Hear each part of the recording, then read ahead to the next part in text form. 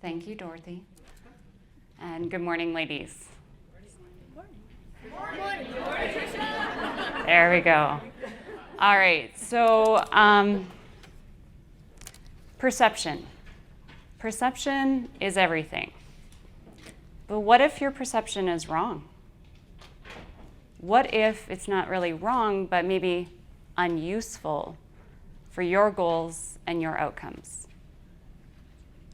What if you could shift your perception? If you could change your view or your strategy, would this help you get the things that you want in your life? So there's 5 empowerment strategies, and I'm going to go over the 3, just a little bit more. We want to do 5 today. I've picked the 5 most moving strategies that are taught that help women shift. And let's do that through a story. So as I tell this story today, it's going to be a story named a lady named Cindy. And just pretend that, you have parts of Cindy in you. Maybe not all of her, but just parts, okay? So Cindy came in. She was stressed to the max. I mean, she was crying, and she was just vibrating in the chair. And she's like, I love my job, but it just causes me so much grief. And my husband. Oh, and then there's those kids, those, oh my goodness.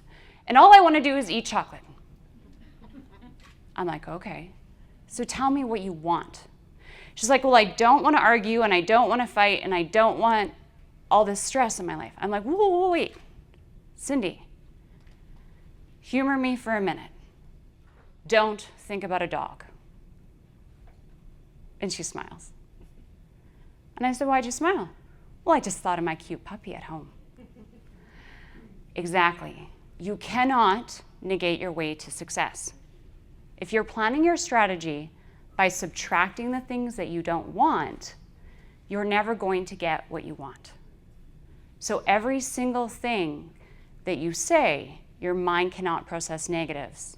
So if you say, I don't want stress, and I don't want fear, and I don't want to argue, your mind just made a picture of all those things, right?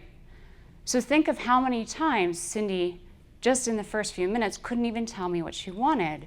She was just telling me what she didn't want in her life. So we had to slow things down a little bit. And I had her talk about the things that she had had going on in her past. And she was teaching me what led her to being in the office. Now, I'm not going to get into the diatribe that we all go through in our head of all of our stories, okay? But we all have them. And gosh darn it, we really hold on to them. They're my stories. This is what happened to me. All right, Cindy, step back for a second. Imagine every single story you have is a pile of poop. And you're carrying these buckets of poop. She's going, yeah, but it's my poop, and it smells so bad. I'm like, put it down. Because whatever you think about, if you're re-mulling a story over and over and over and over in your head, it's making that image in your mind again. You're reliving it every single time you tell it out loud or in your head. And the problem is our perception of what happened is wrong. Our mind is not a video camera. It is 1 degree of 360 degrees of reality. And every time we retell the story, it's kind of like a fish story. Who knows what a fish story is? Yeah, okay. Well, for those of you who don't know what a fish story is, and I'm going to make fun of the men for just a moment, you understand. They go on these hunting trips and their camping trips, and all of a sudden the first time they come home and the fish is this big and then this big, and then all of a sudden it capsized the boat, right? But the thing is they actually don't know it's any different because their mind is re-recording it every time they're telling it. So Cindy really liked that she was going to let go of her buckets of poop. So we keep on talking, and she's like, oh my goodness, but why? But why am I like this? Why do I struggle? Why do I have fear? Why? I'm like, oh my goodness, okay. So if I tell you the why, you have to take it as the gospel truth. And she's like, what? I'm like, no, seriously, you need to accept the answer that I give you. And she goes, okay, fine. I'm like, okay. Do you remember when you were 3 years old? You're 3 years old, laying on the carpet, playing with a piece of paper, a toy, doesn't really matter. You're laying there, and all of a sudden, your nose just gets kind of itchy. And, you're 3, so you get rooting around in there. And you pull out a green booger. And you ate it. And that is the why everything has happened to you in your life.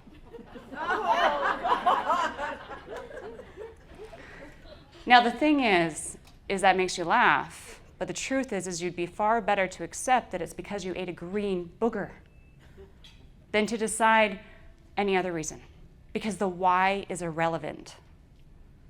The why is irrelevant. The only legitimate question is, where do you want to go? How do you want to get there? Whatever's back here doesn't matter, it's false perception. Where do you want to go? What do you want to have happen? What are your next steps? So, I'm not sure whether she accepted that it was the green booger. But as we got thinking, it sent her mind into higher gear, kind of like the spaghetti Daria was talking about, right? Our minds start darting and going everywhere, right? And I'm like, oh, okay, wait, oh, pump the brakes. Imagine you have a paper bag on your head. Everybody got your paper bag on? Okay.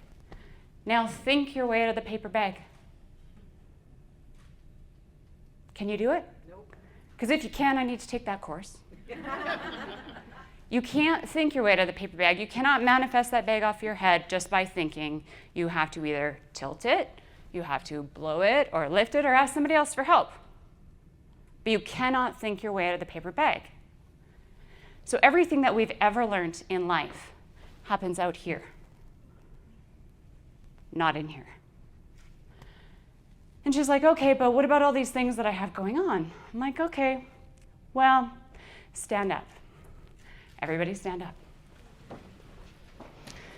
And we're just going to pick her main problem, and we're going to do it as a temper tantrum. And I'm going to hold the mic away from my mouth here, but everybody's going to pick the same one as Cindy. And her main issue was that she didn't want to eat chocolate anymore. So humor me, put your arms up like this, and say, I want my chocolate! I want my chocolate! So that's a temper tantrum, yes? Yeah.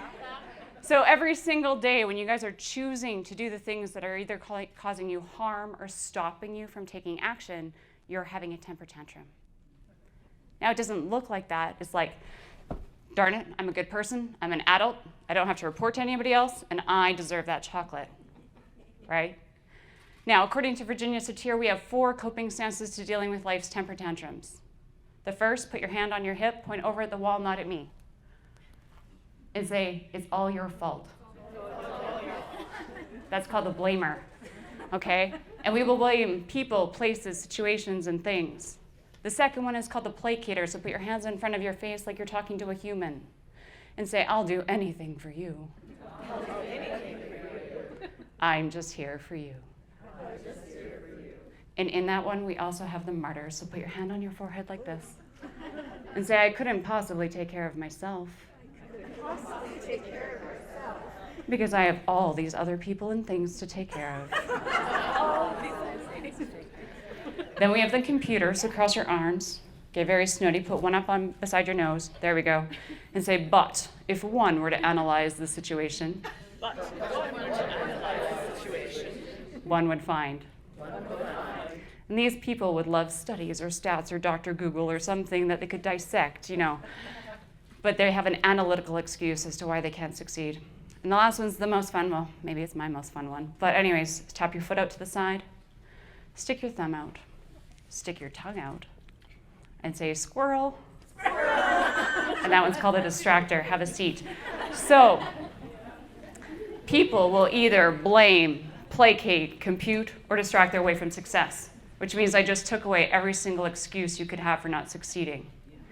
So the genius model is doing VAK, which stands for visual, auditory, and kinesthetic. So if you want to succeed at something, you have to first see it. You will never chase anything that you cannot see. This is the same strategy they use it for Olympic athletes. Do you think they spend a lot of time imagining failing, tripping? No. They see themselves actually doing it. They see it, they hear it, they feel it. So the more you get into your feelings, the less likely you're going to succeed. If you're thinking, oh, I wonder how I feel about that, you'll never get to where you want to go. You have to first design your plan of action, then you have to take action on it, and then you decide how you feel about it. So, just to recap, five empowerment strategies to clear your mind. Number one, you can't negate your way to success. You can't use the don'ts, can'ts, and won'ts. You have to say what you want, not what you don't want. You can't think number two is you can't think your way out of the paper bag, right? So take the bag off. You have to do in order to succeed. 3, the why doesn't matter. That's that darn green booger. The only question is, what do you want and where do you want to go? 4, stop using coping stances. That's blaming, placating, computing, and distracting. You want to level or surrender into what's really going on so that you can be able to create the life that you want. And number 5, the genius model is using VAK, visual, auditory, and kinesthetic. I hope those will empower you to make the shifts that you need to make and the strategies you need to take. Have a fantastic day.